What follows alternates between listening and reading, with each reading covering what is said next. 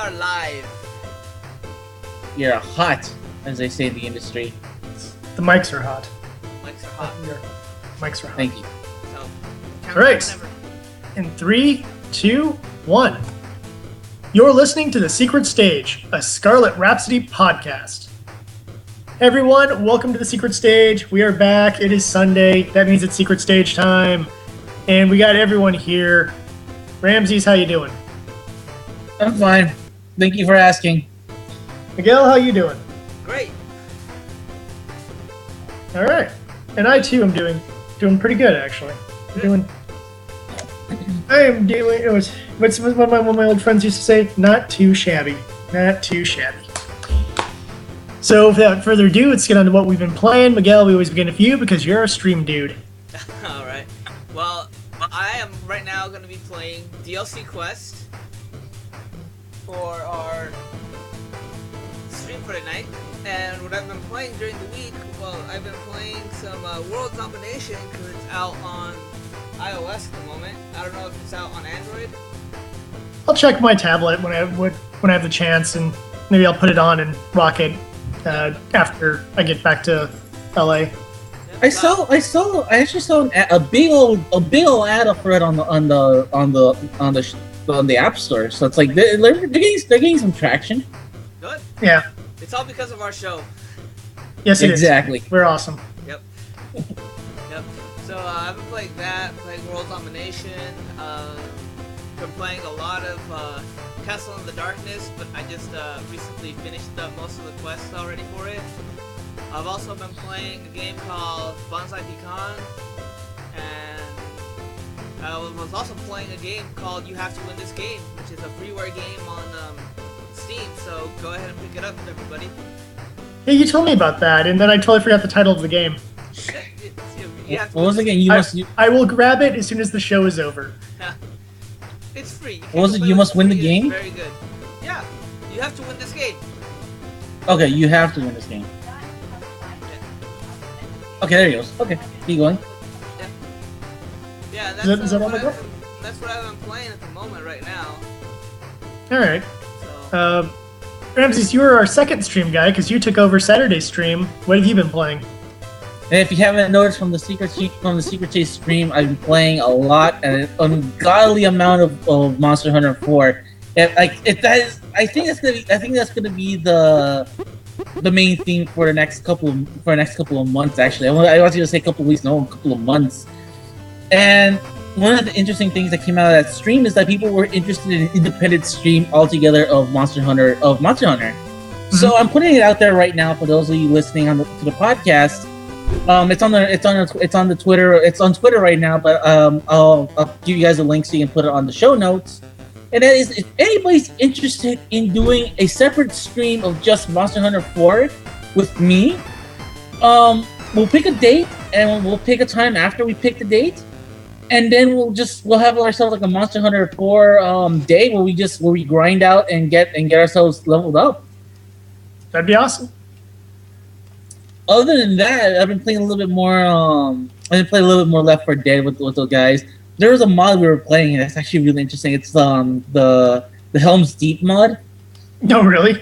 it's what you think it is. Basically, it's basically Helm's Deep, but instead of orcs, you're fighting hordes of zombies.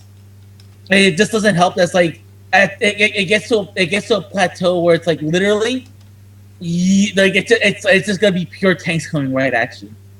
Well, I mean, the Battle of Helm's Deep literally was like foot soldiers and more powerful foot soldiers. Now the heavy artillery starts coming in, and dragons and stuff start coming in. And then a bunch of trees saved everybody. Yay, trees! Yeah, so it's spoiler for a book that's like 70 years old. Mm-hmm. And other than that, I've just been playing a little bit more of Pokemon Shuffle. That game's. I like the fact that I can play that game in a shitter and like that's about it. Like by the time I'm done taking a shit, I'm already done playing it. And that's the kind of game I kind of want a game like that to be. Yeah. Like I kind of wish that they found a way to make a Tetris game like that, because I do like, you know, I'm jonesing for a really good Tetris game right about now. Yeah, but the problem is Alexi does not like Nintendo too much. So, good luck with that. Yeah. But And Pokemon Shuffle as well, and that game is unnecessarily addictive. yeah. I'll brag about exploits when I get to my section. Continue. And I'm holding in my hand my newest amiibo. I actually went out and brought Sheik. Like you and Miguel are catching up on your amount of Zelda characters. Well, it's just like I just wanted some of the Fire Emblem characters or Mega Man or Sonic, and it just pisses me off. I see everybody like, "Hey, I found my Sonic! Hey, I found my Mega Man! This and that, blah blah blah." And I was like, "I got Sheik. She's cool, right? She is. Okay, thank you." She has a hook shot. That's pretty sweet. So to be honest, she's like the least derpiest of all the amiibos. And she actually looks like, to be honest with you, if you're looking for something that's well sculpted and well painted, that's your best bet. Like by far, if you're looking for like your two best bets, if you want like the least amount of derpiness and the least amount of most amount of like sculpt and like color, you're either gonna pick up Kirby or you're gonna pick up Sheik. I totally want Kirby. Well, Kirby can hang out my little Idolmaster figures. It'd be awesome. Seeing that I'm with Zelda thing, I'd pick Sheik just so that way I have my Zelda figures. Well, yeah, you're trying to get the whole Zelda collection, and you are basically have everything at this point. That's been released, or not? Which one is it? Well, we'll get to it in the news because there's some news that involving that. I think I'll put that in my section of the stuff because there is some amiibo news. Okay. Guess we'll move on to me. My week has been very comic book heavy, so not as much gaming as normal, but I've been playing a lot of JoJo All-Star Battle, slowly going through campaign mode. God, there's a lot of alternate colors and alternate outfits to unlock. In addition to that, I've been playing Pokemon Shuffle because while I didn't expect this game to be addicting, it totally is. Oh yeah, that's what I forgot to mention too. I was playing Pokemon Shuffle as well. It is really addicting. Thus far, I've completed 50 of the main missions. 51 of the main missions. I've S-ranked all but one of them. I've beaten one of the expert missions. I've already collected Mew, and I've collected a couple of the Rotoms from the Rotom event. That is still ongoing, so you can still collect the Rotoms, though the Mew event should be over by the time this podcast is posted. So yeah, I've been playing that a lot and been dominating it pretty well. I'm good at these kinds of puzzle games. It's the timer ones that really throw me off because you can see me on on one of the puzzles taking like 10 minutes so I can get that S rank by doing some really good combinations. You see me on like the timer ones, I start freaking out. I'm like, my brain is like, no, I need time to plan. Can't do this fast stuff. Stop. Clock, go slower. Well, for those advanced ones, was your basic supposed to be just going with a little bit more of a higher rank with like higher level Pokemon because like the effectiveness of their abilities do add up over time. Yeah, well, that's how I was able to get Absol, and I A-ranked the Absol mission too, so I did decently on that because all my whatever the heck beats Dark, I've gotten pretty good. But other than that, I did kind of some import playing. I played Marmalade Boy for the Game Boy. I was rocking that during our stream on Saturday, and I totally want to stream this game. It is not that long to go through it. It is completely in Japanese, and you can hear me make my commentary and jokes about a franchise that you probably never read or watched. In addition to that, I played a little bit of the original Super Robot Wars, which was also a Game Boy game. The very light on story of this one. The missions take a bit longer than expected, but it's kind of cool because you can choose if you want to begin with the Gundam characters, the Mazinger characters, or the Getter Robo characters. I tried using the Gundam characters and was getting my butt kicked, so I began with the Mazinger ones. They're a bit more balanced, but you get fewer. It's basically you get a lot of Gundam characters, but they're not that strong. A medium amount of Mazinger characters and their medium strength, or really powerful Getter Robo characters, but you only get like 3 of them. Because obviously there's not as many characters in it. Plus one of them is Texas Mac. And you know, you can't say no to Texas Mac. Ugh, freaking Texas Mac. Well, anyhow. And then the last one I played was Macross 7 for the Game Boy Color, which is a They made a Macross 7 for Game Boy Color? What? Yeah, and it's a pretty decent like space shooter, but I can't beat the boss of the second level because you have the choices of using the music-themed characters or like the pilots. So with just using the regular pilots, when you get to a boss fight, you're just shooting your guns at them, and boss life bar goes down really slowly, even at really high powered up. If you play I gotta find this game now. Because my favorite Macross out of all of them is 7, and it's like I gotta play this. Really? As a fan, yes. You want to challenge me? I have my shirt off right now. Space boss. I will hotbox you right now. I will sit on you and hotbox you. Dude, don't get me started on Macross 7. How stupid Macross 7 is. Okay, so guys, anime talk is reserved for Taro Right. Files. Anyhow, if you're playing as the music-themed characters, if you play as Basra, Max's daughter, or the drummer, when you do the boss fights, it's like this rhythm game thing that I still haven't figured out how to do. But I think if you complete the rhythm game thing, it's actually easier to beat the bosses because that actually goes along with the story of the retarded speakers in space. The game is fully in Japanese, but the choices are like, oh, do you want this type of ship, or this type of ship? And just with restarting the level, you'll figure out which ship is which and what one you like most. And everything else is fairly easy enough to figure out what you're doing. The only thing you're going to miss out are the story things that you get based on whatever characters you chose.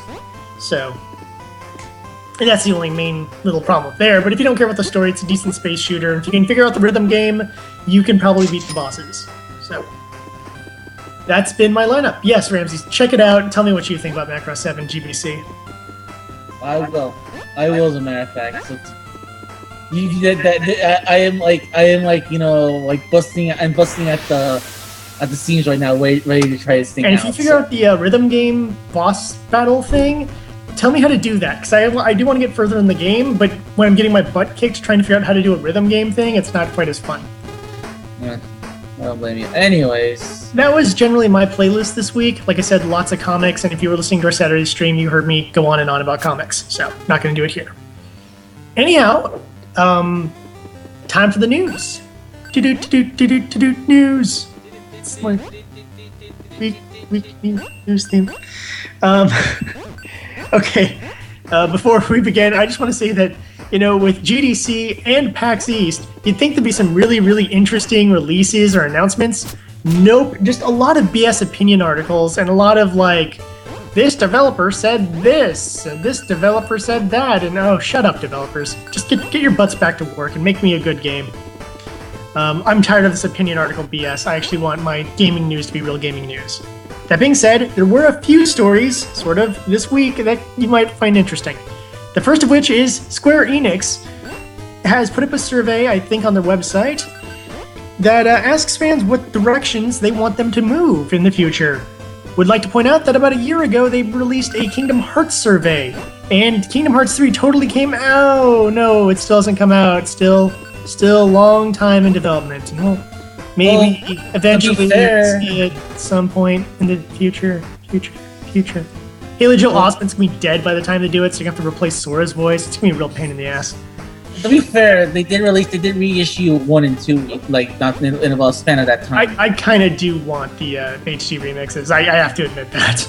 I'm not kidding. I want those too so bad. I live with a Disney fan, and I'm like, if the Disney fan is sitting there with the fact sheet open that tells me where all the side quests and secret items are, I'll play through it and have someone else read the spoilers so I don't have to get spoiled on any story stuff, and tell me oh, you want to go over there? There'll be a secret boss that'll get you an item. And they'll go, oh god, the secret boss is a pain in the ass. Because that's my memory of Kingdom Hearts 1. That secret boss is a pain in the ass. And there's a lot of random secret bosses who are a pain in the ass. Wait, wasn't it Sephiroth or was it someone else? Because I know Sephiroth was a secret hidden boss. I never got far enough in the game to take on Sephiroth. But I know there's a side bosses who are just annoying. You know, she's talking about the death and the death at the death and the other and the weapon and I think the Atma weapon at the Coliseum. Stuff like that. Because like I said, this might have a good influence on Square Enix. Who knows? So If you're a Square-Enix fan, you can go and do your Square-Enix survey. Speaking of things that have major fanboys, Sega has announced that they're going to be doing some project with Game Freak, but it was just a tease, and they're not going to have their full announcement until March 11th, which unfortunately is after this podcast is being recorded. Bear in mind, we will talk about this next episode, unless it's really stupid. Then we're just going to facepalm and move on with life. It's like they're doing Sonic Boom 2. It's like, okay, we're done. No, really. Hideo Kojima says that Metal Gear Solid 5 is the last one, and this time he super duper for realsies means it, underlined 6 times, circled with a big sparkly marker with a big shiny star next to it. He really, for serious, means this is the last Metal Gear for serious. That's what he said about Metal Gear Solid 2. And 3. And Metal Gear Solid. And 4. And Phantom Pain. And Peace Walker. So, yeah, well, as long as these games make money, they're going to keep making Metal Gears. However, I think this is time for Kojima to reboot Snatcher. Just saying. Well, Zone of the Enders. You know, I've been yes. I've Oh, been Zoe. patiently waiting for, Zone of the Enders 3 to come out. Yeah, Zone of the Enders, the third runner. I was gonna say, that would be a good time to dust off that Snatcher license. Yeah, why not? I mean, I played it recently. It's like this game still holds up if they had like the right controls and stuff like that. Mm-hmm. This game would be totally awesome on like the 3DS or something like that. I wouldn't mind to see him tackle a completely different genre as well. Like, can you imagine a Hideo Kojima like? Oh, I was gonna go for an RPG, like a JRPG style game, but it's just Kojima storytelling and like the closest you're gonna get to top cutscenes. I'm gonna say the closest you're gonna get to that is SD Snatcher for the MSX, because that is actually like a turn-based RPG using Snatcher that he like did after Snatcher for the MSX. Okay, well, you'll have to show me more about that when we get there. But yeah, like I said, that's either like I'm just waiting for the day that Kojima's gonna make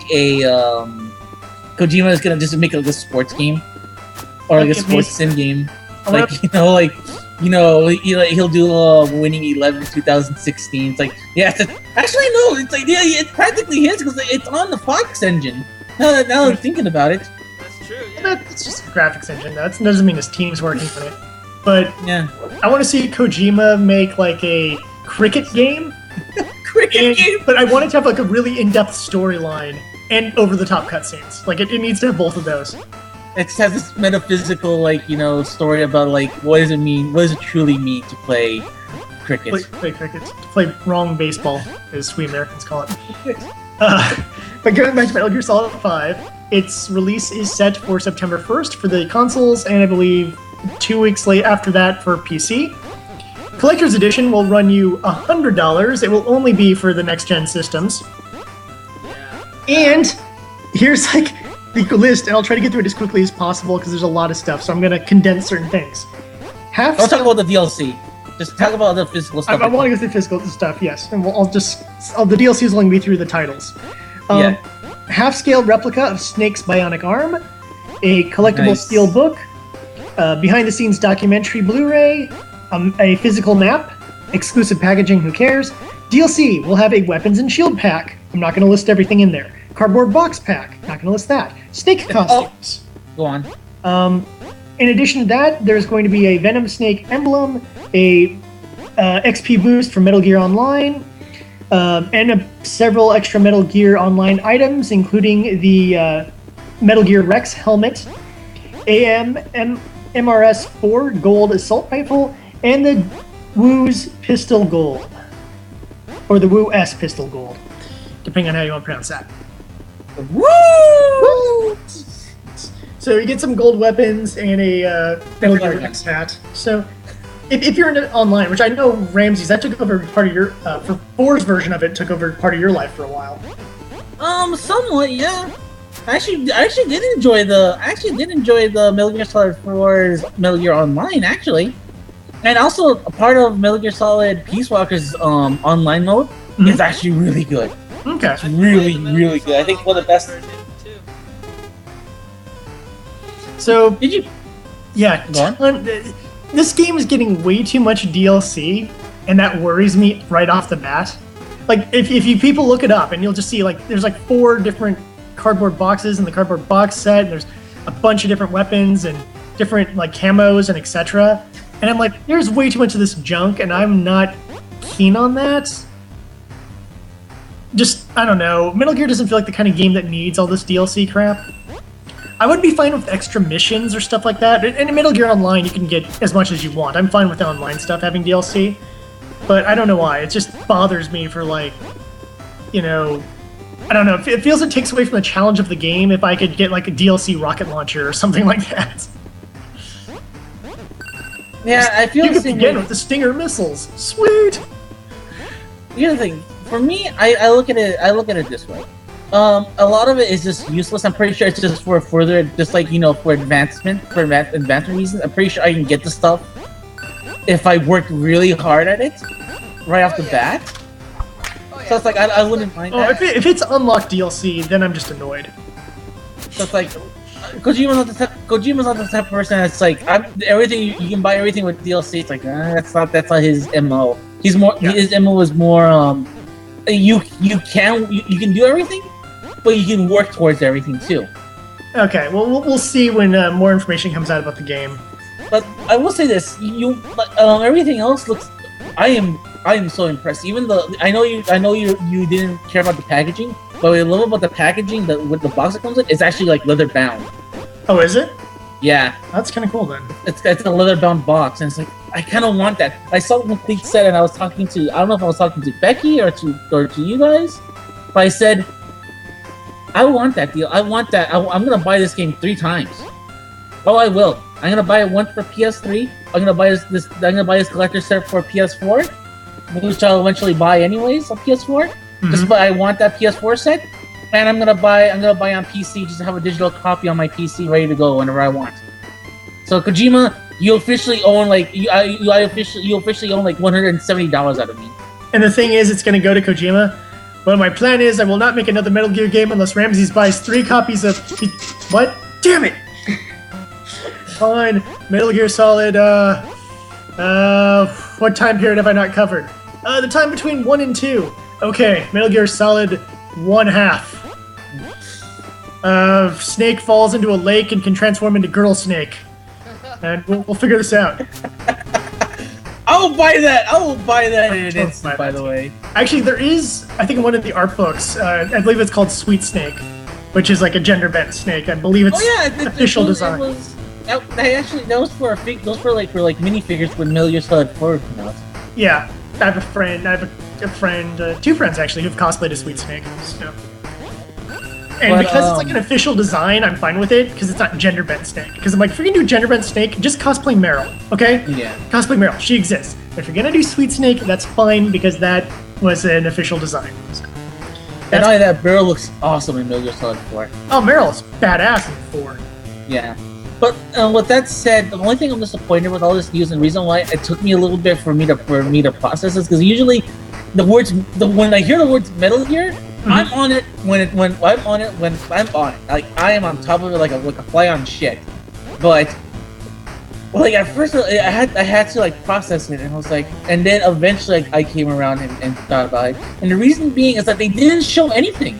They just announced it. They didn't show no new trailer, no new anything. And I realized why. It's because we're 3 months away from E3. Yeah. Well, not only that, but I like the secrecy of it. It's kind of a thing where, you know, there's the people trying to find all the secrets about Star Wars Episode 7 as soon as possible. I'm like, I don't want it spoiled for me. If they have that teaser, if they release one more trailer, and that kind of gives me a hint about what the storyline will be about, that's all I need. And I'm just going to go see the movie with, like, no expectations and no preconceived notion of anything, because I want to enjoy it for what it is. I feel the same way about Metal Gear. I kind of want to enjoy it for what it is. I don't need the entire story spelled out for me. 4 has so many twists and so many. I mean, God, 4. We could do several hours just talking about 4. I mean, the thing is, it's not a great game, but wow, the presentation is one of the best I've seen in any video game I've ever played. Yeah. So I'll give it that much. So, but anyways, yeah, that's like I'm the huge Metal Gear guy, and it just took me a little bit. and like hopefully when this hopefully as we get closer to the game's release, the hype will be at maximum, and like I'm really glad that I'm glad that they took their time with this. I truly am. And upon reflection, I know a lot of people. I know we kind of looked at it. We kind of looked negatively upon it. Mm-hmm. But now looking back at it, now that we're seeing that, now that we saw that what ended up being the end result of it, having Ground Zeroes be what it is, mm-hmm. just the short game was enough. Like that it hit that sweet spot that what I needed. I'm really happy that it. Go on. I want to say things about that. Ground Zero is great. I'm not gonna lie. It gives good hope that the game is great as well. But at the same time, that was to me that was too short of a game for Metal Gear. It satisfied me more being a Metal Gear game. It satisfied me. But at the same time, I could have won. Mm-hmm. I could have held out for E5 with Ground Zero being the prologue. How, Metal Gear Solid 2 would have been the tanker mission. The tanker chapter. Tanker, Yeah. prologue, then everything else. By the way, if he's been throwing us off and it immediately switches to like, shoot, what was the name of the guy from Raiden? Portable Ops? No, it was the Raiden wannabe from Portable Ops. Fuck no. It's the guy. He's from Metal Gear Solid. He's in Metal Gear Solid 3 as well. Ragnarok, or something like that. Yeah. It was Null. Ravenov. That was Null. Was the one? Ray Fox? No, oh no, you're right. You're right. Gray Fox is Null. I bet. Yeah. Whoever. Yeah. No, not 3. Right? Not 3. Not Raiden Wannabe. No. In Portable Ops. No, because Ravenov is in Janitor. He's in this game too.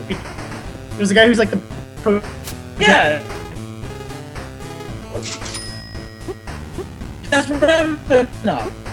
Oh, is it still Ravenov? I think it's a code name and something like that. I was thinking of it, but whatever. Yes. Yeah. Just switches That's up, suddenly just Ravenov. Yeah. That would just be amazing. That would just piss so many people off, and it would just be freaking amazing.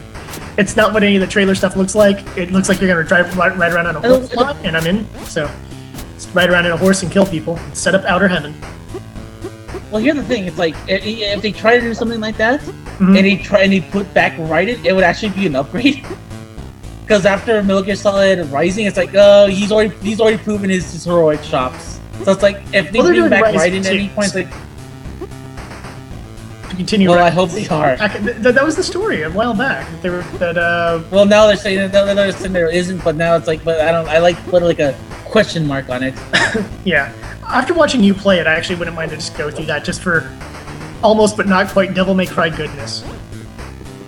It's good. It's good. Yeah. Anyways, we still have more news. We've just gotten this I know. large tangent. But like, goddamn, Metal Gear is so fucking awesome. We love you, Kojima. We're fanboys. What do you want, folks? We have a certain handful of franchises that all three of us love. Metal Gear is one of them. So, continuing on, franchise I love, Elder Scrolls. There is an Elder Scrolls mod for Medieval Total War II Kingdoms. The mod has 20 factions. It covers the time period at the end of the Third Age and into the beginning of the Fourth Age. Fans of the franchise will know what that means. It lasts for 600 turns, has 250 unique units, and according to the modders, it's still not complete.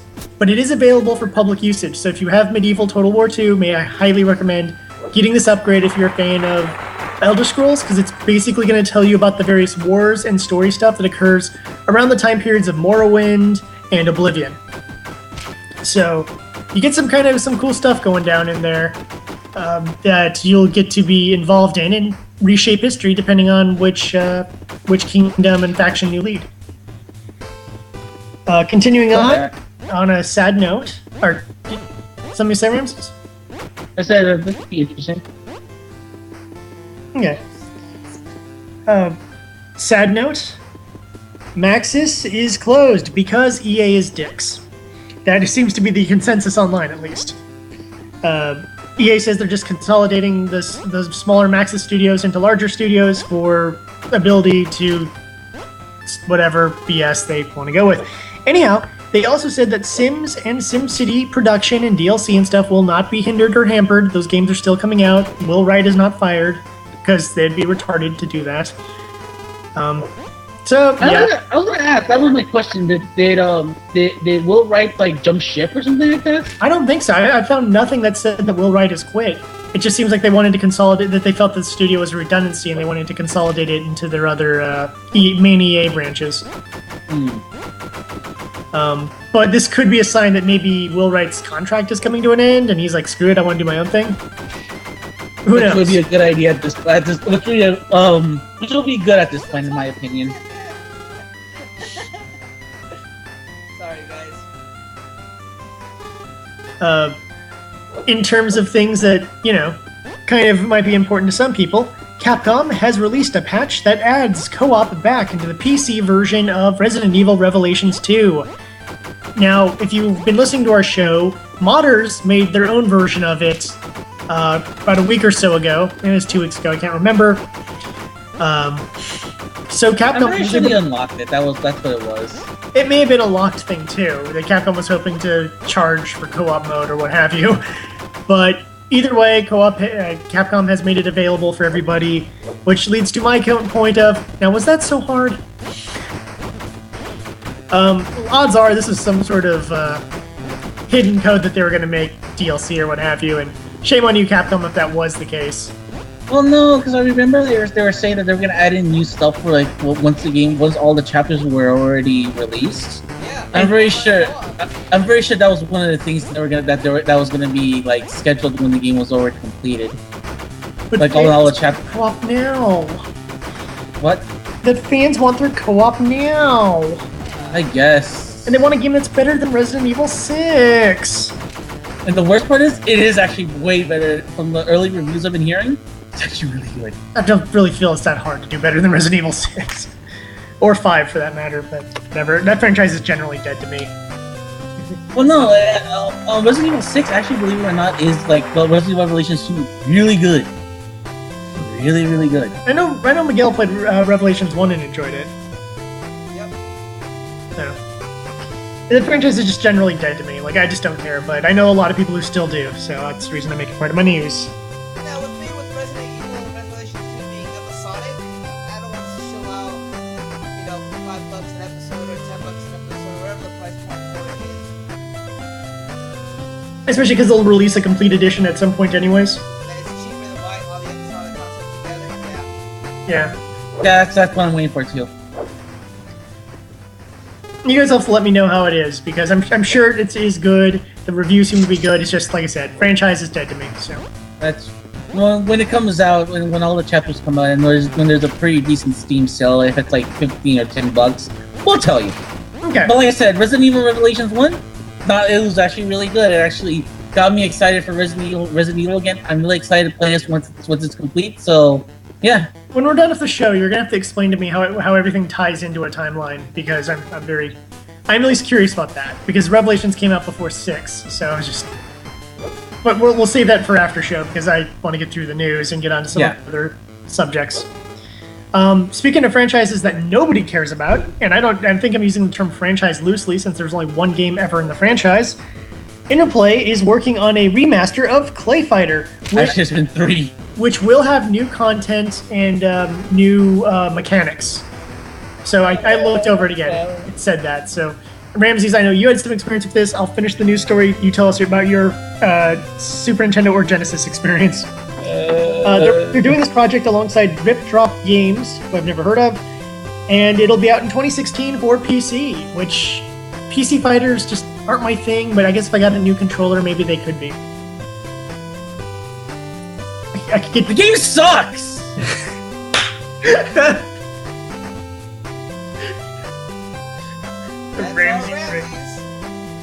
That game fucking sucks! I swear to God! No one fucking asked for this fucking game! Why? I think the only thing I ever thought that was kind of cool of it was like the little aesthetic with how they, do things. The only thing that's fucking good about the game is Earthworm Jim is in the fucking game. Is he really? Yes. Playable character or playable? Okay. And Boogerman. Yeah, I know Boogerman's in there. Yeah. There've been how the fuck were there 3 of those stupid fucking games in the 90s? Wait, there was 3 of them? I thought they just had a Super Nintendo and Genesis version. There's a Super Nintendo game. There's Clayfighter 1. There's Clayfighter. There's C2 Judgment Clay, and then there's Clayfighter 63 and a third. Oh, fuck's sake. And right now I'm imagining Jared just on the ground like having convulsions. There were. I didn't. You know, my franchise joke was there was 1 game, and then it turns out there's. By the way, there is a franchise. How little do I care about Clay Fighters when I didn't know there were 3 games in the franchise? Oh my god! And the worst part is the third one actually had a pretty decent like intro song done by Weird Al Yankovic. Oh, well, I'll go online and look that up then. Because yeah, I don't care about the gameplay, but I'll listen to a Weird Al song. Yeah, it's actually pretty good. But like I said, there's like, but the concept was novel though. They're like, why don't we make the most over-the-top violent game without using violence? Well, they use violence. It's all like, it's just. Yeah, but I'm saying like, you know, you're not. It's kind of like Celebrity Deathmatch. You can get as gory as you want because it's just, you know, little clay guys beating each other up. It's not real. Yeah, but the thing is, the concept was like, okay, we can show like fatalities. You can show people getting their heads like like contorted, all that good stuff. Yep. But you know what? The best part is, parents will not complain about it because you know what? It's all clay people. Yeah. And I appreciate that. It's just in execution, it looks like everyone's running at like 5 frames per second. I would imagine the HD remix, it's gonna run at 10 frames per second. Jesus, merciful. Yeah, they're putting in 20 characters, so I assume that's going to add stuff from 2 and 3. But I'm pretty sure. Well, the last, if I remember correctly, the last there's a lot of history behind this game, by the way. But yeah, there's another like bit of news that goes along with this. But the fact of the matter is, the last game had like 12 characters, which was the N64 version. So I'm pretty sure it's like those 12 characters plus whatever character they introduced from 1 and 2 put back in. Yeah, so it's the hodgepodge of nothing. Yeah, it's really weird that the fact that Interplay's still around in and of itself always surprises me because I'm like, really? I thought you guys were dead. Because like I understand that certain franchises. I'll admit this: if Interplay was officially dead and I had the money, I'd buy the Descent license and make Descent subtitles. You want to make another Descent? I love the license. I love Descent. I would buy the license and make Descent like Endless Deep or something like, or Endless Deep. Ooh, Endless Deep. That sounds cool. Descent Endless Deep, and it would be like this, like. Descent was a pretty cool game. Yeah. And Descent 2 was more of the same, but it was an enjoyable more of the same. Descent 3 was basically a prologue to Free Space. So, But it's like, I think we're long due for a 360 FPS at this point. So it's like, I'm down with this. Yeah, because I mean, it's basically an FPS, but you're in a ship. It's kind of cool. Yeah. So you get but like I said, it's an FPS, but you're in a ship and you have 360-degree motion. I'm down with that. I think it'd be a cool franchise. Like I said, if Interplay was dead, and I had the money, I'd buy Descent. I'd make a brand new HD Descent that would be a completely new game. It wouldn't be reusing the old maps. Maybe I'd put in a couple of the old maps for nostalgia's sake, but for the most part, it would be a completely new game, completely new story. But you get that whole, you know, 3-dimensional movements and things like that, and have a lot of fun with it. And I'd bring back I'll bring back the old enemy ships because I like some of those enemy ship designs. But bringing back Clayfighters, who gives a crap? Oh, you won't believe what happened with this game. Apparently, this game was in development since I think 2012. Oh, that's always a good sign. It's been development, and originally the game was really called Clayfighters HD Call of Clay. Of course it was. Call of Clay. I don't know. Because Call of Cthulhu would have been really kind of creative. No, Call of Clay. It's good. Call of Cthulhu, then it'd be Call of Clay. Yeah. Yeah, originally this game was supposed to be a WiiWare game and also a DSiWare game, but then it moved development into 3DS, and now it's coming out for PC and for all consoles. Yeah. But this is the same game, by the way. This is the same fucking game. You're right. It might actually be 10 frames per second. Yeah, so it's like, I am not looking forward to the day that we live in a world where we can play a game like we have such titans as Mortal Kombat X, Street Fighter 5, and Shaq Fu: A Legend Reborn. Well, I don't know about Shaq Fu Legend Reborn. They haven't said what that game is just yet. I don't even think it's gonna be I don't think that's gonna be a fighting game. Oh. But I was gonna say, but yeah, it's like we have all these amazing fighting. We have Skullgirls. We got SNK wants to make one more go at a new 3D and a new 3D King of Fighters. This and that, blah blah blah. Maximum Impact. So. Yeah. Well, I liked Maximum Impact too. But actually, but whatever. It's like we're starting to get to that point where it's like shit's about to be getting oversaturated really quick. If we see that shit like Clayfighters. Oh. Yeah. The only way, and the thing is like the only way they can redeem themselves. Mm-hmm. The only way is if they get like Iron Galaxies, the guys who are currently working on Killer Instinct, and the guys who made Dive Kick, to work on the game because because I don't know if you saw the new character they just introduced for Killer Instinct. No, I haven't really been paying attention. I never really cared about that franchise, but at least I know there's 2 games in it. Well, the new one for the Xbox One actually has like a Sadako-like character from The Ring. Okay. So it's like they love putting like these weird esoteric like fighting types. Yeah. So it's like who better to put like this weird obscure game and actually work on it and make it halfway decent than Iron Galaxy. If they take this Herculean task and make this game, I would actually be hyped. But I am more pissed than hyped. You know what I'd rather see? I'd rather see Arc Systems take it over and do a classic Arc Systems type line for it. That would be amazing. This game doesn't have a story. It does now. And all the songs are just remixed by Daisuke and Ishimori. It's like, okay, I'm so down with this. It would just be amazing. It would just be such a batshit story, and because they do all the weird character types that have all the strange playing styles as well. But they would just give it a really weird Japanese flair as versus Iron Galaxy, who would give it a much more Americanized flair. Yeah, but I mean, yeah, that's why Iron Galaxy is gonna be weird, but they're gonna take it to like American weird. Yeah. But if the system works on it, it's gonna be Japanese weird. Yeah, I love Japanese weird when it comes to fighting games, though. But either or, I'm totally down with this because like that's the kind of shot in the arm you need with a game like Clayfighter, is just make it fucking weird. Yeah. That's what you need right now. If like seeing how troubled the development is and all that stuff, not only am I not hyped for it, but I am like there's like negative hype right now for this game for me. It's like I'm more pissed the more I have to hear about this story. See, I genuinely forgot that this franchise existed until James and Mike Monday. Yeah, I know I reference them a lot. They played a little of it and it looked mediocre at best. I was like, yeah, I kind of like the whole aesthetic of this, but this doesn't look like they're having fun just trying to like see the weird moves and see how the guys change and what have you. But they literally had they printed up a move list so they could do the moves, if I recall properly. Which, by the way, biggest pet peeve of old fighting games is that you just can't press start and go to moves list. And I know some people's like, oh, you're supposed to memorize that. So I'm like, memorizing is a pain in the butt, especially when you have 20 characters. Just give me the freaking moves list.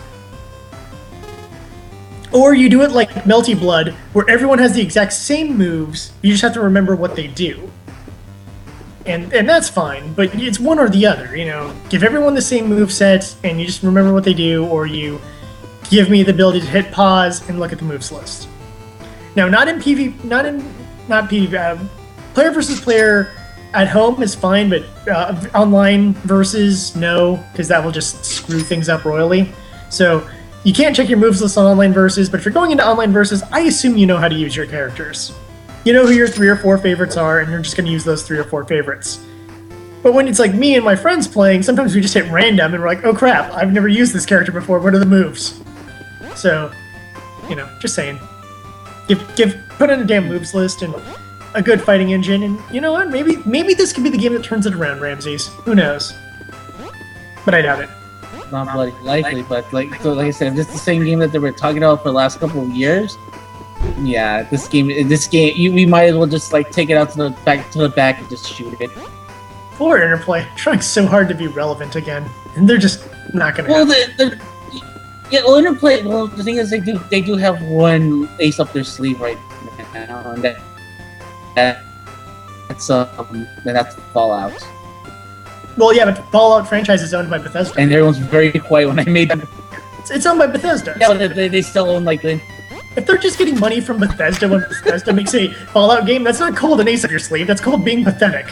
And by the way, the real answer is Interplay has Mega Race. Yeah, Mega Race. Fairly certain they made that. Let's bring back Mega Race. Woo! Mega Race. But if that wasn't Interplay, I apologize. Mega Race, like... Nope, that was like Cryo Interactive. Ah, damn it. Find me an obscure Interplay game, Will. They have nothing left. They got nothing left. Are we gonna continue on, or? Oh yes, we'll stop bashing Interplay for a few Yes, minutes. please. Okay, last story I have For a few is days. World of Warcraft is trying out this token system, where you can spend gold to get tokens that will give you time to play.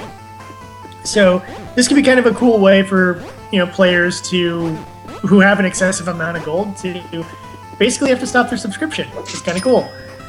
Or to get your friends in if your friends are, say, don't want to get a subscription to the game, but wouldn't mind to play with you again. Hint, hint, friends who listen to this podcast. So, if you just spend your excessive gold and buy me a few tokens, I'll join you for a couple months. We'll have some fun. You can rock my level, 15 characters alongside your level 60 characters. We'll have a lot of fun. Yep. Yeah, sorry, folks. I never got particularly far in World of Warcraft. Yeah. I had 3 characters, and then I got to between levels 15 and 20. So, but I like that game. It's fun. I like being able to be a support character or a mage or a warlock. God, I love being a warlock. Oh yeah, that's the news I got. Ramses, I know you have some stories you've been wanting to talk about. Okay, first thing first, I want to talk about at GDC they announced a few new things from Valve. Valve showed up their new hardware for that they're showing that they've been working on for a while now. One of the first things they showed off was the new Steam machines. Steam machines are quote unquote supposed to be more powerful than the current gen systems not current gen, of next gen systems currently out. And I'm like, I like to put an asterisk on that. Yeah. So it's like, I don't know how I feel about that just yet. So it's like, I don't know. So that one we can put in the bullshit side. But the next two things I kind of want to talk about. The Steam controller looks really cool. It's like it's basically true, friction pads on it. Mm-hmm. But I'm willing to give this a shot. Apparently, a lot of developers saying it actually feels really good when you play games. So it's like, we'll give this a shot. And the thing that actually caught my attention, and the thing I kind of wanted to talk about, was the Steam Link. Steam Link, what it basically does is if any computer that's linked to a Steam account, it will act as a portable as a portable version of that, and actually transmit the game from one computer from the computer to whatever part of the house you're at. Oh, that's different. So it's like that's really good. It's like for someone like that likes playing games, that doesn't like playing games on a small screen like this.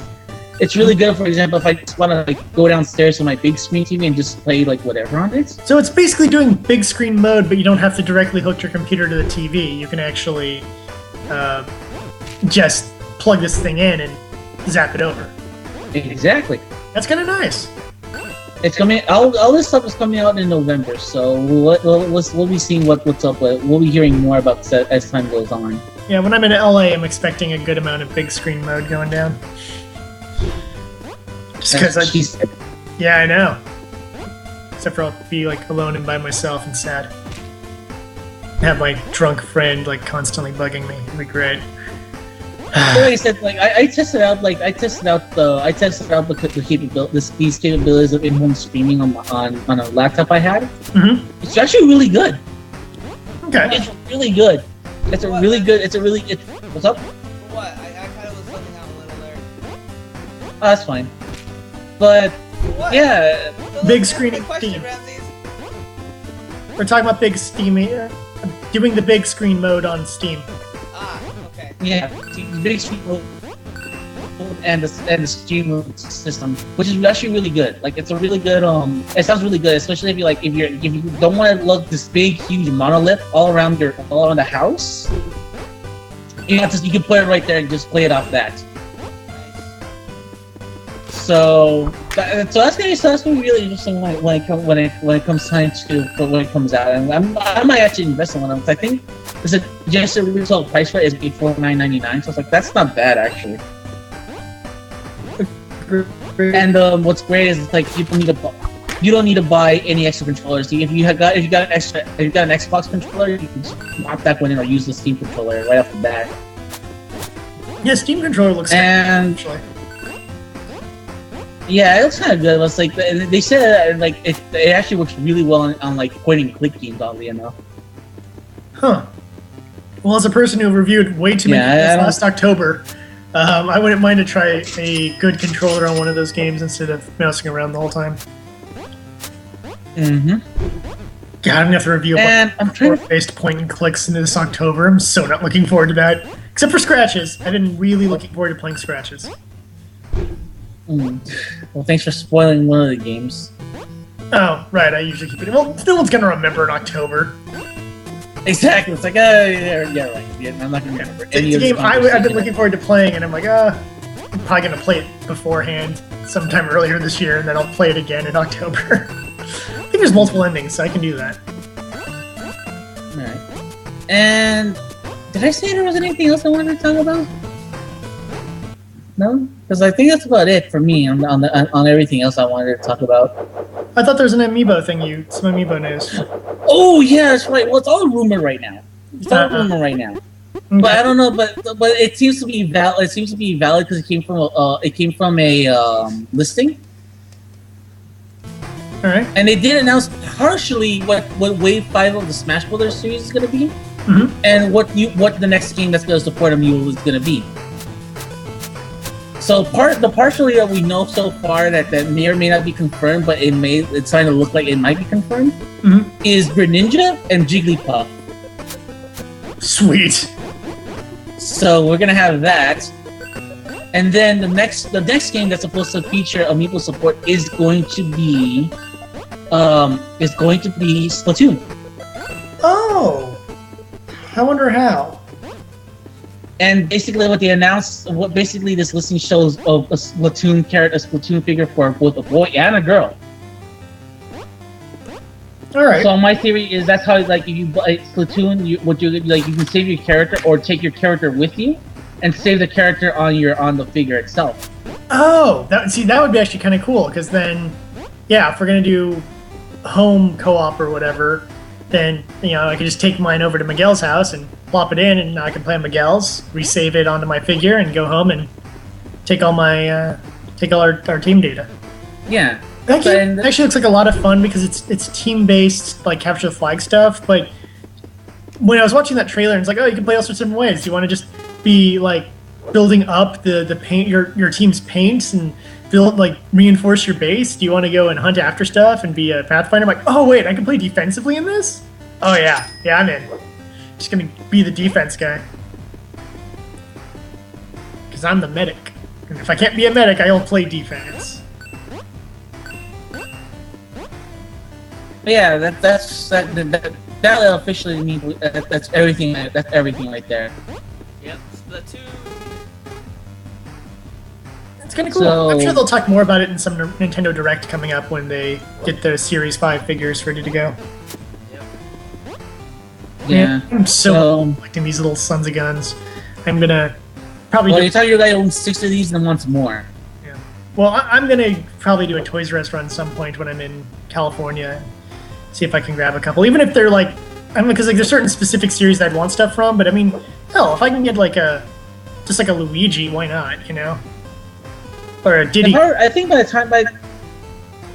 time you come back, by the time you come in, I think that's when the Mario Party series ones are coming out.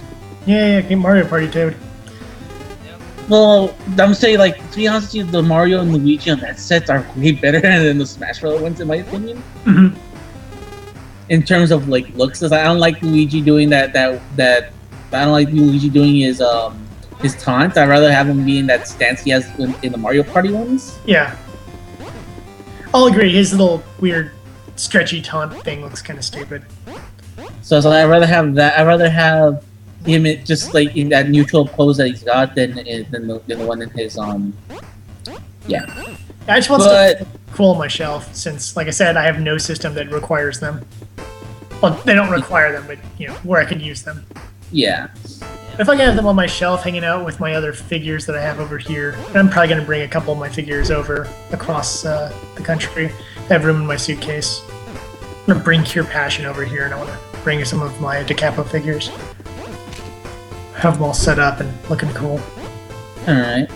Well, that's about it for me. Do you have anything, Miguel, you want to bring up? I do not have much news stories. You guys pretty much covered most of the new stuff that I have uncovered for the most part.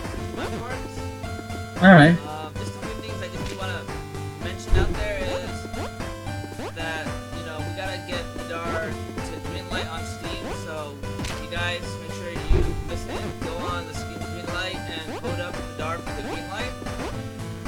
I will take care of that after the show as well, when I'm getting that other game you were telling me about. I will do both at once. Yep. And for now, that's pretty much all that I got, really. Alright, well thanks for keeping us updated on that. There is one last thing I forgot to talk about. Site listings, which is bad. There is one thing, last thing. It barely got to me as I was looking for something. Mm-hmm. Valve, not in addition to announcing all of these great hardware things, announced their Source Engine 2. Yeah, which so they may as well just have put a big banner that says that we're working on Half-Life 3. It'll be out in 5 more years. Be great. Yeah. I'm pretty sure it's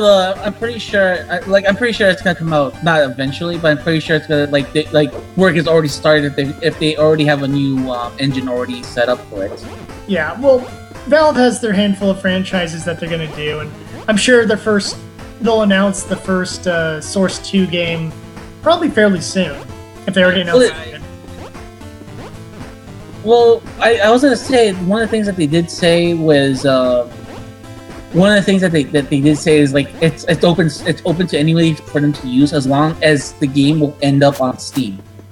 That is awesome, because if I had my own company, I would immediately go, all right, that solves my problem. Yes, I want the game on Steam and free Source 2 by all means.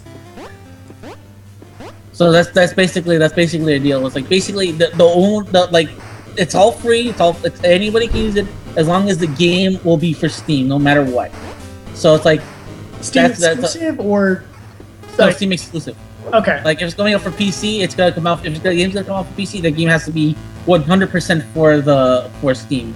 I think I'd be fine with that. I wonder what you could do with that engine. Like, if you did something that was not a first-person shooter, I wonder how it would turn out.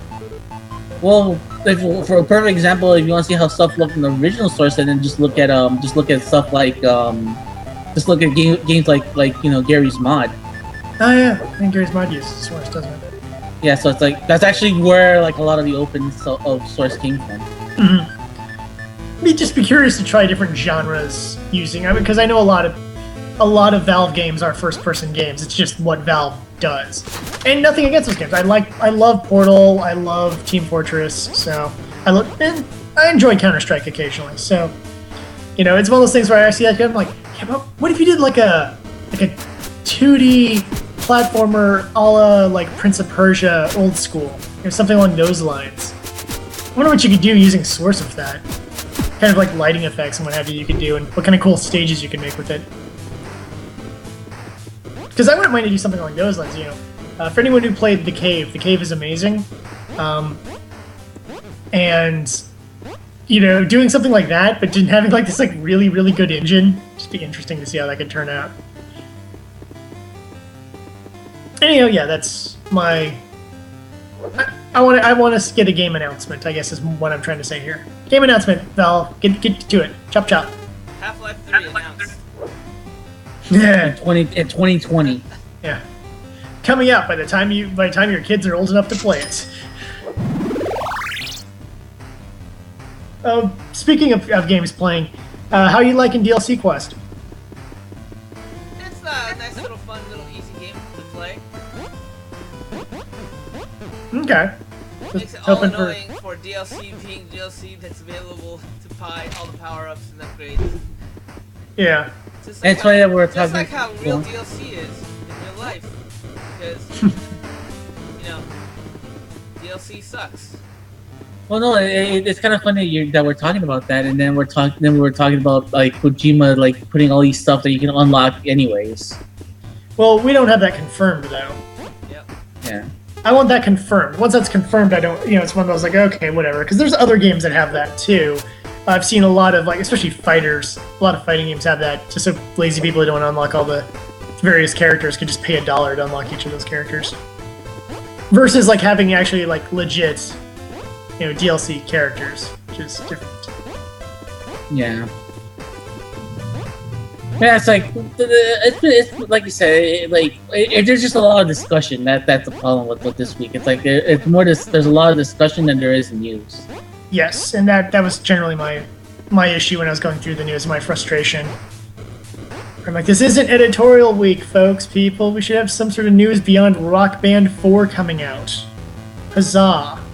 Well, the good news about like I said, Rock Band 4, and the good news is like all DLC, if you have all the DLC will still work on your game. Yeah, and so that begins it with a DLC pile of like 500 songs. I think more. I want to say like about 1,000. Yeah, that's probably actually more accurate.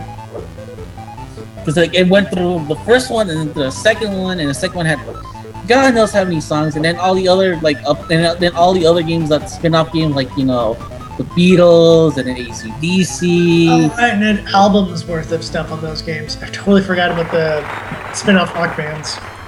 Yeah. Yeah, you're right. Jeez, that'd be a lot of insane amount of content. But hey, for those of you who want to rock that, I mean, why not? Now you can get modern hits like Happy and Uptown Funk. Uptown Funk, yes. It'd be fun to play on my rock band guitar. Well, I like those songs. It's just they're not like what I would think of as fun songs to play on Rock Band.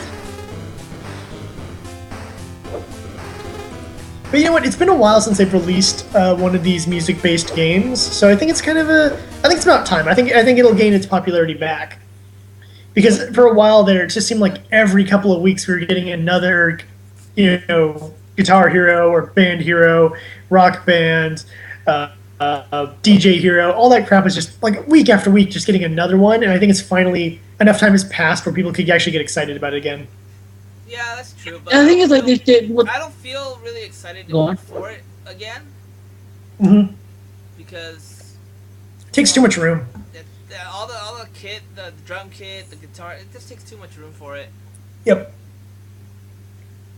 So, even if I had a larger place, I'd rather use that room for something else. I would rather pick up I would rather go and pick up Rocksmith and learn to actually play a guitar. Yeah, that's actually kind of cool. You always see DLC for that being produced because whatever new songs and old songs, and if you want to learn how to play it, more power to you. And I like the fact that there's a game that actually teaches stuff, and it's still going strong. Like, people still are into it. That was all those things I thought would come and go, and it did not. Hmm. Yeah, but you can say the same thing about Rock Band, where it's like it already hit its plateau. It's still being played, but just you just need to look for it. Well, I don't think they've had new Rock Band DLC in a while, though. No, they haven't. But like I said, it's like I'm pretty sure those plastic inserts are being put to good use somewhere. Oh yeah, look, if you have the whole set, you may as well, rock out and play stuff. Hold on, let me look up something. Well, let me look up something while you guys keep at it. But it's just kind of sad that we had two major events, and more of it are talking points, and less of it is announcements and news and things to get excited about. I mean, hell, we even get retarded people online doing the whole, have you seen the costume rules and the booth babe rules for PAX East? And I'm like, the same rules they've had for years? Yes. Why is this a surprise to everyone every year? Cosplayers, stop being retarded. Companies, stop hiring booth babes. They're not allowed. Okay, there. We're done? Good. Okay, they did confirm another thing that's actually really interesting. Oh, what? They did confirm that all the old instruments will also work as well. Oh, that's good. Wait, but what if you have an instrument is there a place to plug in? Does the Xbox I'm pretty sure have a slot your I can adapter. plug in my instruments for, though? They're USB. Is there a USB on Xbox One? Yeah. Yeah. Okay. I don't know. I've had one experience with an Xbox One while looking over my brother's system. I didn't really pay attention. Okay, but yeah, so they're all just USB instruments, and yeah, I guess they probably would still work. And they also did say that the official number of songs is 2,108 and 68 songs. Is that including the new stuff, or is that just what already pre-exists? But already pre-exists alone. Oh my god! Yeah. It just exploded. Yeah, because I remember, 3 years after Rock Band 3 had come out, they were still doing DLC. That's true. They did keep that Rock Band 3 DLC going for a while. And wasn't there also independent something where working with independent people as well? If I remember correctly. I don't remember that. Yeah, but I don't know. I They're also saying hey, do you remember the DLC for a game you never owned? And I'm like, no. I remember seeing it listed when they got new songs or new albums. So I was like, oh, that's cool. But yeah, it's been a while since Rock Band 3, hasn't it? I think I want to say it was 5 years now? I don't even know if Red Octane, people who took over Guitar Hero and Harmonix became their own company. I don't even know if Red Octane is even still... 5 years ago was the last one. Yeah. Rock Band 3 was 2010. Yeah, so... Red Octane, people that are doing Guitar Hero now, not Rock Band. Yeah. No, what I'm saying is I don't know if Red Octane is even still open or if Activision's closed them at this point. They got the funk around 2010. Yeah, that's what I thought. So really, they're going in with no competition at this point. They can release Rock Band, and there's no competing franchise at this point. Unless at E3, Jack Tredden comes out with a plastic guitar, and they're like, "Oh no, no!" I think if that was the case, I think Activision would have jumped the gun and also announced saying, "Hey, we have Guitar Hero coming out as well." Good point. So yeah, I think they're just like, no, we're done with that. You guys go, Harmonix, go do your own crap. We're moving on. We're releasing Call of Duty 12, so we got things to do. But it's one of those interesting things because I almost got a job with Red Octane. I was up with a handful of other people, and I literally could have been working for them, and then realizing when they got shut down, and I would have been working for 3 years. I'd have had a job for 3 years, and the place would have gotten shut down. And I'd be sitting there going well, I worked with Red Octane on the last couple of Hero games. Oh, how'd that go for you?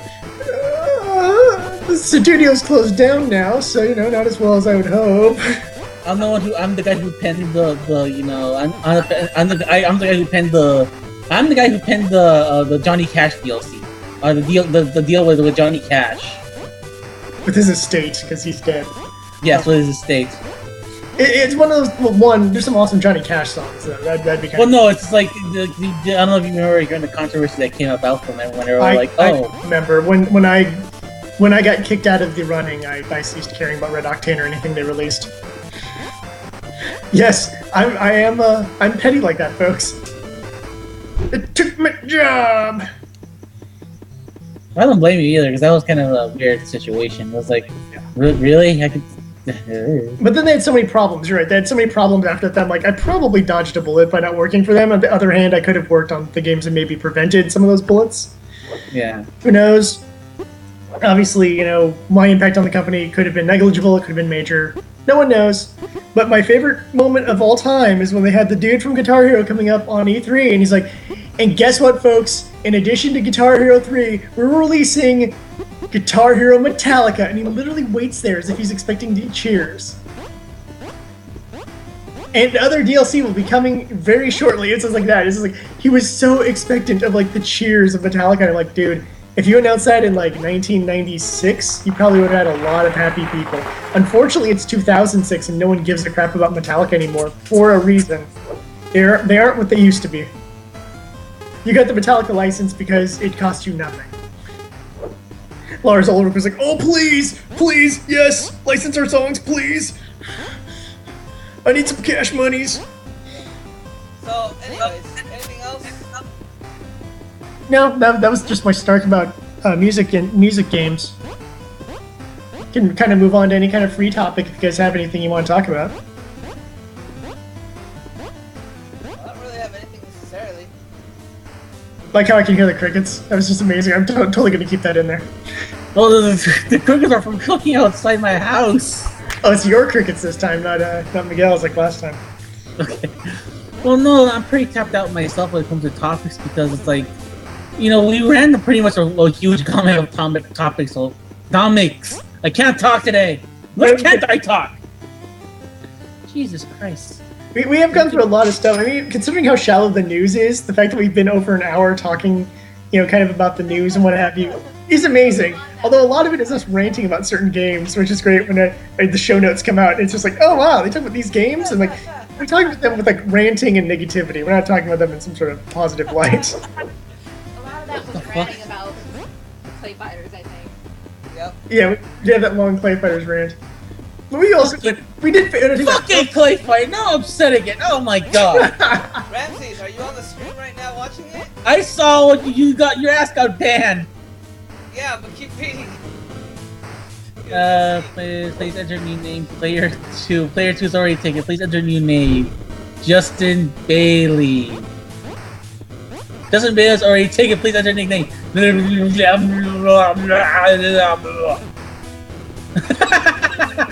That needs accepted. And ladies and gentlemen, that's how Japanese people choose their PSN name.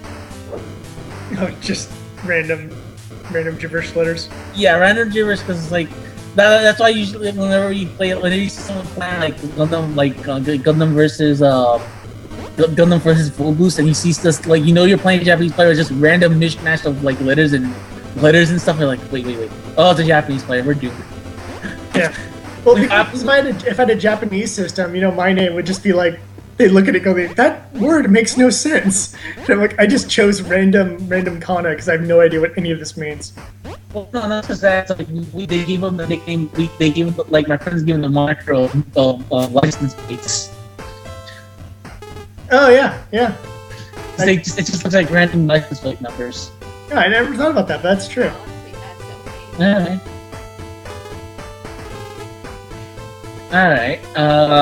So okay. You know what? Since we talked about it on previous episode, on the Jared and Ramsey's episode, I talked about it a little bit last time, but we were really getting a large conversation about it. I was playing some Super Mario Land recently, and man, does that game not hold up? But Super Mario at its best, Jared.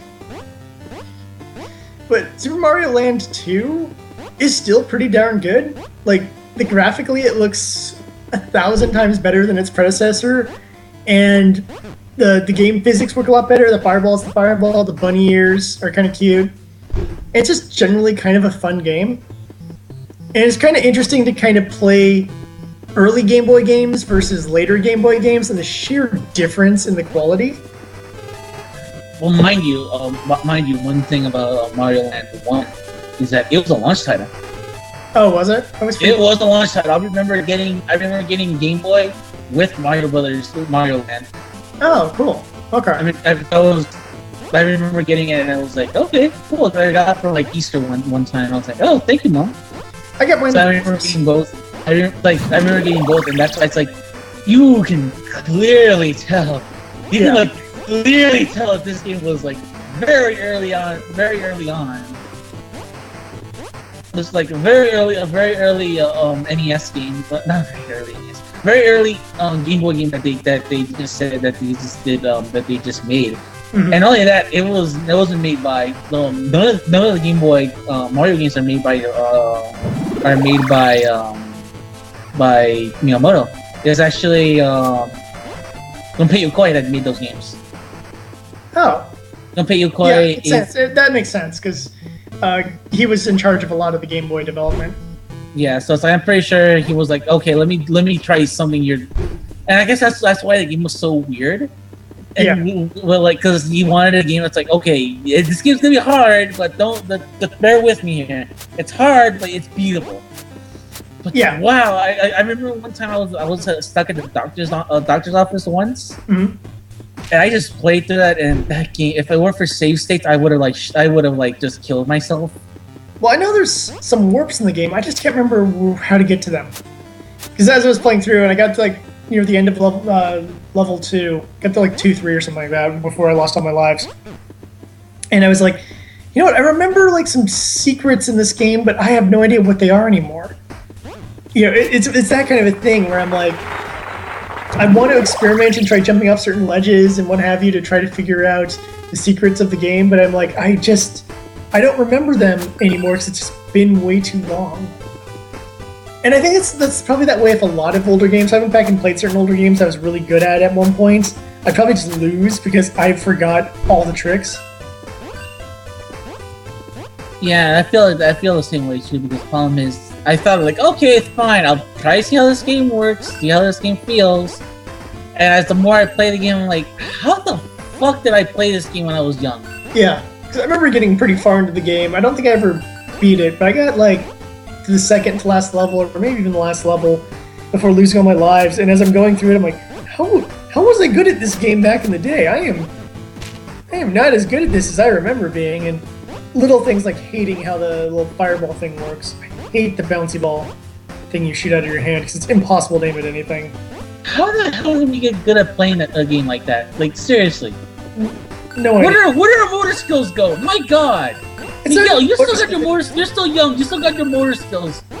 Jesus Christ! Don't end up like us. Because it wasn't like Twitch heavy. I think part of it is level memorization. If you play a level enough times, you just know where all the enemies are and where all the secrets are.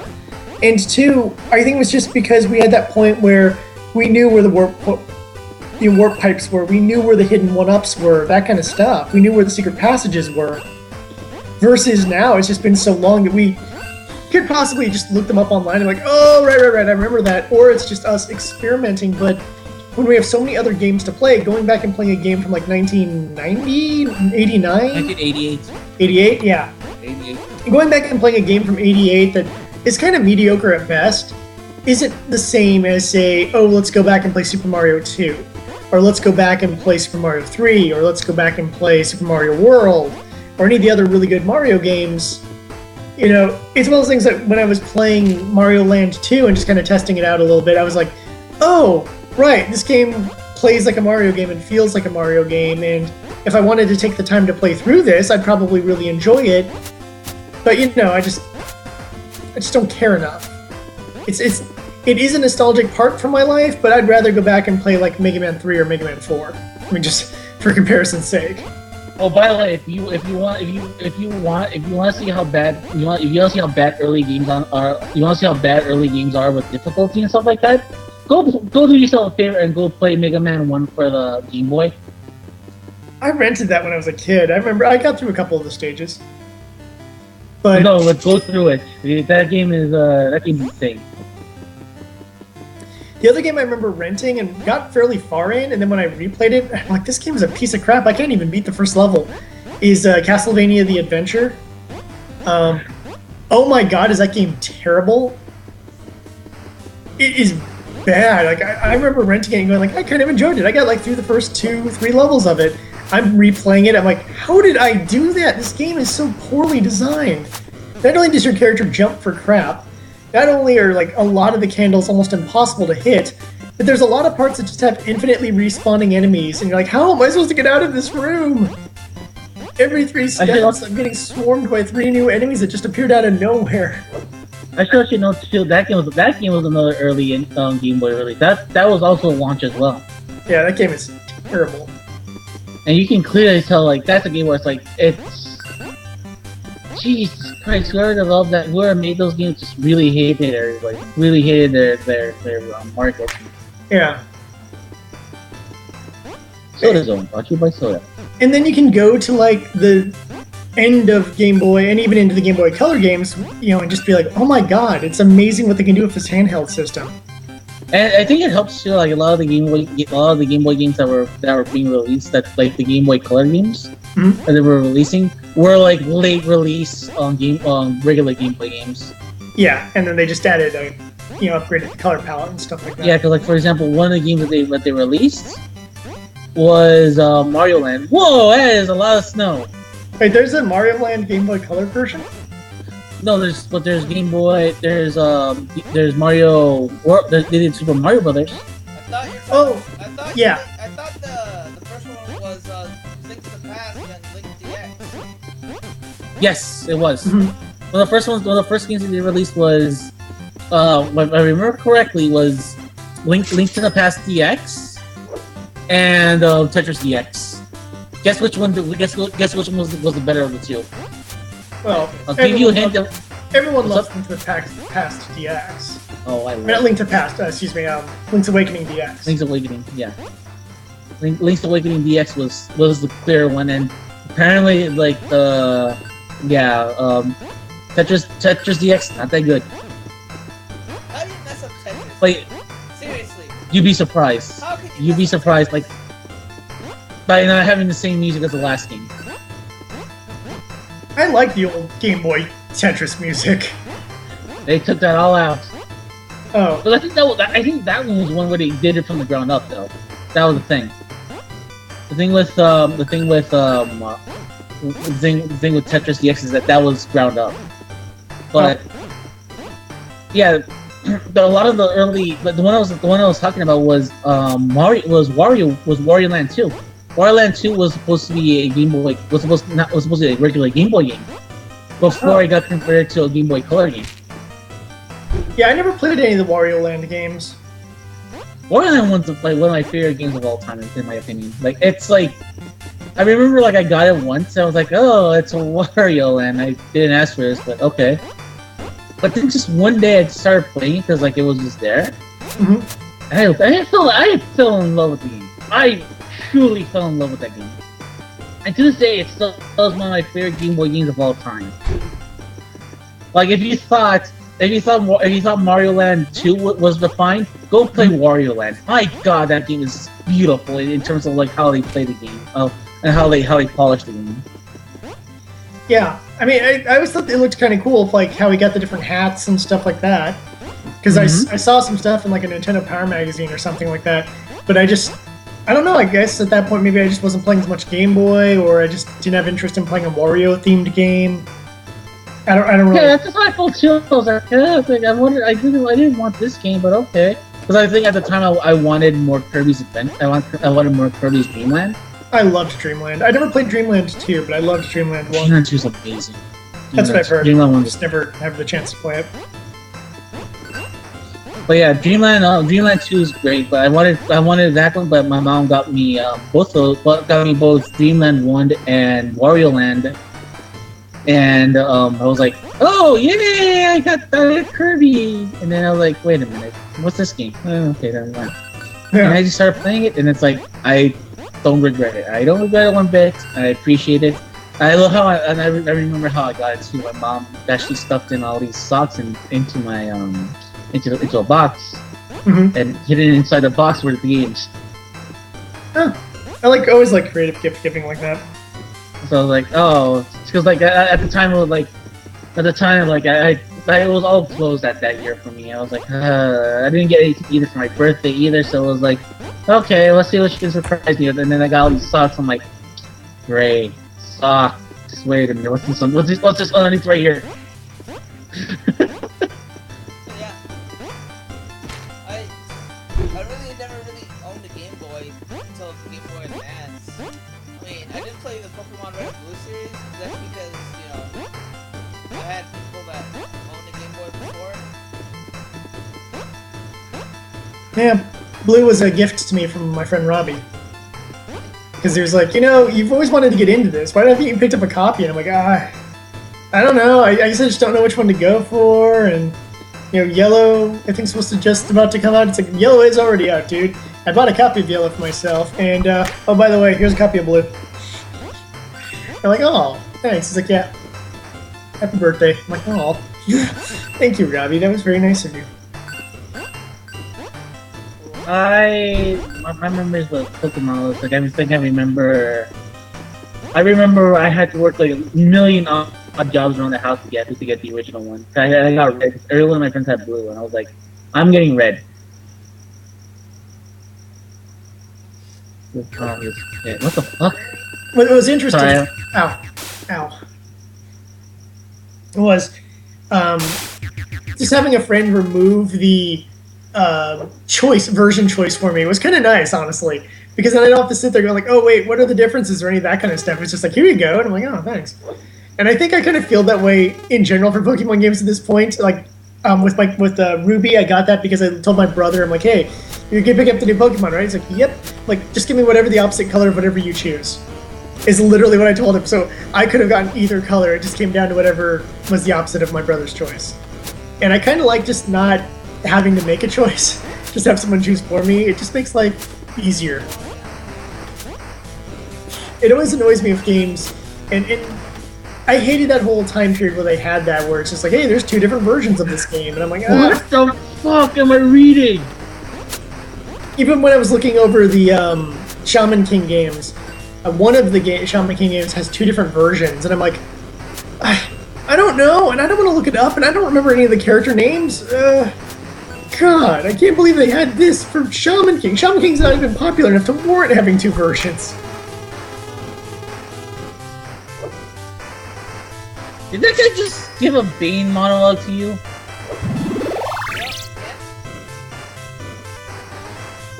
And I'm sorry, I'll get the dialogue, and he's like, you think DLC's your ally? You think I was molded by it? I'm like, oh my god, really? Anyways, yeah, and that's the thing with Pokemon for me. It's like I usually go with what everybody else is buying, so I go with the opposite of what everybody is. Mm-hmm. So it's like, okay, so everybody's buying this one, fine, I'll buy this one. And that was usually my way of doing it. Or if something was uneven and one person was not going to get one in particular, I didn't feel that's fine. We just had like an even amount of who has what. I think it was set up because between me, Robbie, and David had red, and then Robbie picked up yellow, and so I think by default I was blue. I think that's how it actually turned out. I got it because David had chosen red. And had Robbie chosen blue, I would have gotten yellow. So, I guess that's kind of how it was going. And I'm like, oh good, I'm getting for Pikachu. Huzzah. But you get all three. That's true, you get all three starters, which is kind of cooler. Because then I can just put my Pikachu away and then just walk around with the Squirtle. Be like, Squirtle, let's do this! You couldn't really walk around with it. I know, only play Pikachu followed you. That was an advancement I actually liked in Hard Gold, where your Pokemon would always follow you, so it was kind of fun seeing the silly walks they had for some of them. Yeah. Or the awesomeness of just having a dragon follow you around. It's my pet dragon. What's it gonna do to me? I'm 10 years old and I have a pet dragon. Awesome. Why did they call Pokemon? Yeah, that's right, God. Yes, that's true. You can have God following you around. Okay, answer me this question: why is it called pocket monsters when clearly the monsters are the size of skyscrapers sometimes? Because you can fit them in. I like how we all answered at the same time. Miguel, you answered properly, or Becky, either of you. Because it's a game. It's because it's monsters that shrink down to the size of a pocket and a ball. That's why. Yeah, because your Pokeball can fit in your pocket, and not to mention the whole thing that it's a handheld game. Yeah. Which has an awesome development story. If anyone's ever interested, you can find that story online. It's actually kind of a cool story how the Game Freak team came up with Pokemon and everything. Yeah. My really big sword. I kind of miss some of those old Game Boy games. Maybe I'll have to use the closeout for Club Nintendo and get a handful. Just focus on exclusively on old Game Boy games. I'll have to look at that list again and see what else is on that list. Grab myself some old Game Boy games. Rocking some old Game Boy. So yeah, that's pretty much the game, Yeah. you guys. Unless there's an after mode. No, there's always continue to collect stuff that was a collectible. But that's pretty much the game, you guys. Jesus Christ! Eat that really? in half.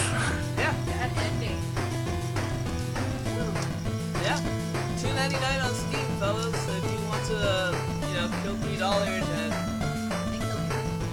yeah, that's it. All right. Well, since you've wrapped up the game, I'll wrap up the show and we can move on to the after stream. So you can find everything else about this show and about a bunch of our other podcasts and articles on scarlet-rhapsody.com. You can check out our Secret Stage Facebook at Secret Stage Games. You can find us on the Twitter at SR_Secret Stage. And, of course, if you're not watching us on Twitch, you should totally check us out on Twitch. We can be found twitch.tv/Secret Stage. We are everywhere, folks. You will submit and join us. Because we get cool rants about comic books on our Saturday stream. Yeah. And Star Wars. And me screaming about Clayfighter. Oh my fucking god! Yeah. Yeah. Wait, we have a Clayfighter person in the room? Yes. You like Clayfighter? What?